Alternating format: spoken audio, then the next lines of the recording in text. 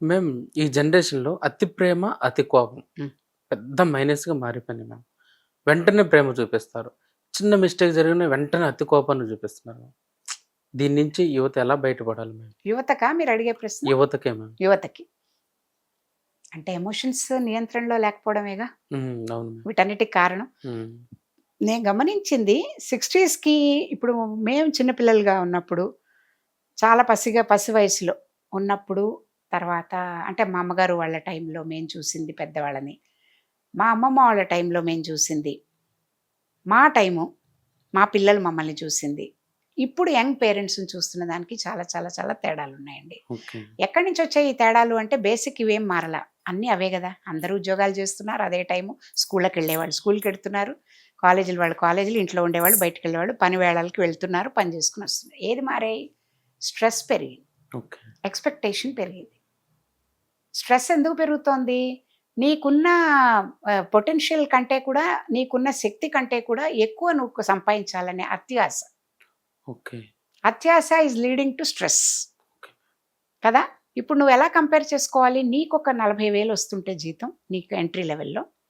నేను దీన్ని 60 లెవెల్‌కి నా స్కిల్‌ని పెంచుకుని, నా ఎక్స్‌పీరియన్స్‌తో ఒక 60,000, 70,000 ఎలా తెచ్చుకోవాలి అని ఆలోచించడంలో తప్పు లేదు. Okay ma'am.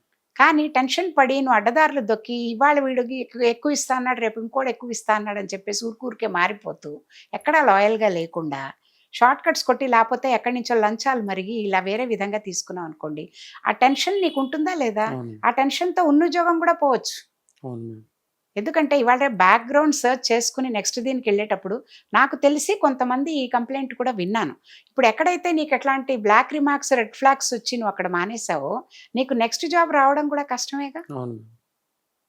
కదా! హ్మ్. ఎవరిస్తారు? నీకు ఇంటెగ్రిటీ గాని, నీ లాయల్టీ గాని నువ్వెలా ప్రూవ్ చేసుకుంటావు? ఓకే. అందుకని ఈ స్ట్రెస్ లెవెల్స్ పెరిగిపోయినప్పుడు చిన్న పిల్లలకి స్కూళ్ళల్లో నుంచే స్ట్రెస్ మొదలవుతుంది. ఓకే. ఒక ఇది కూడా నేను ఒకసారి ఎప్పుడో ఒక కేస్ కౌన్సెలింగ్ చేస్తున్నప్పుడు కూడా విన్నాను.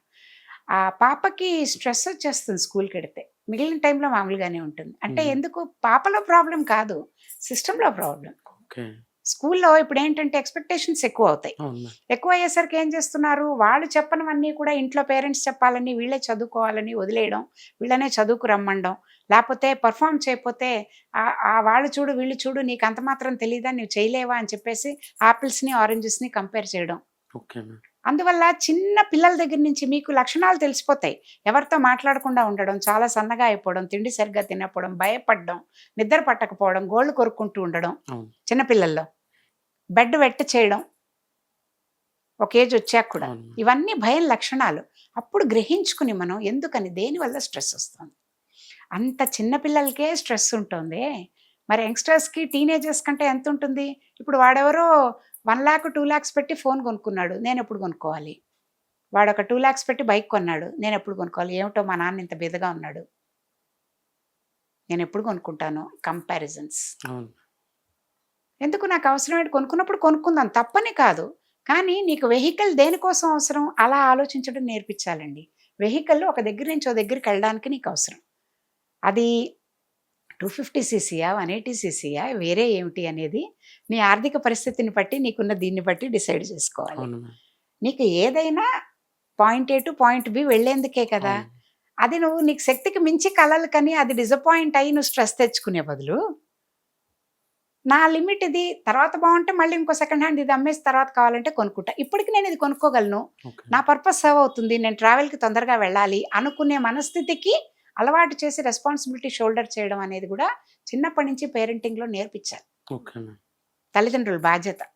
ఓకే. అది ఏంటంటే వాళ్ళకి బడ్జెట్ ఇచ్చేయడం. నేను చాలా కేసెస్‌లో చిన్నప్పటి నుంచి గూడా పెంపకంలో మా అబ్బాయితో నేను అలాగే ఉండేదాన్నండి. ఓకే. వాళ్ళకి మన స్థితి తెలియాలి. కానీ మనం దేన్ని కంట్రోల్ చేయకూడదు. ఓకే. అంటే ఇప్పుడు బజార్ వెళ్తున్నాం. ఇప్పుడు వాళ్ళకేదైనా కావాలి, కొనుక్కోవాలి. అమ్మ నాకు బట్టలు కొనుక్కోవాలని. సరే పద ముగ్గురం వెళ్దాం. బజార్ వెళ్దాం. ఓకే.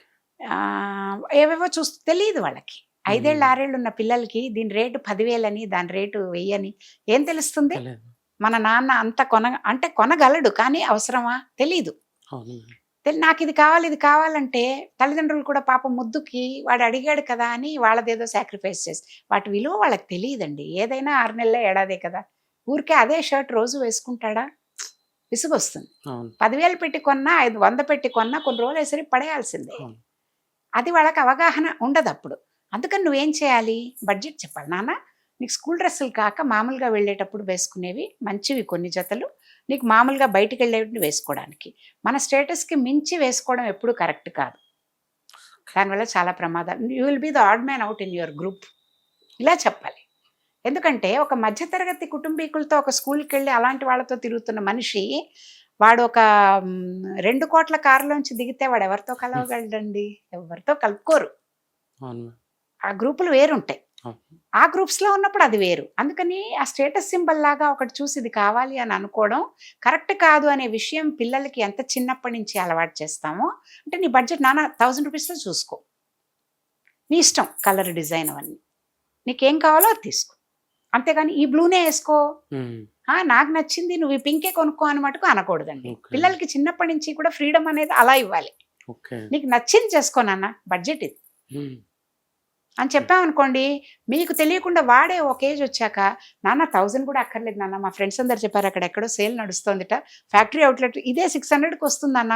నేను మా ఫ్రెండ్స్ ఎళ్లి కొనుక్కుంటాం అంటాడు. ఆశ్చర్యపోతారు మీరు. Okay ma'am. అంటే ఇంత మెచ్యూరిటీ ఎలా వచ్చింది వీడికి 15 ఏళ్లకే అని. రెస్పాన్సిబిలిటీ ఎంత తొందరగా మీరు అలవాటు చేస్తే పిల్లలకి అంత తొందరగా వస్తుంది.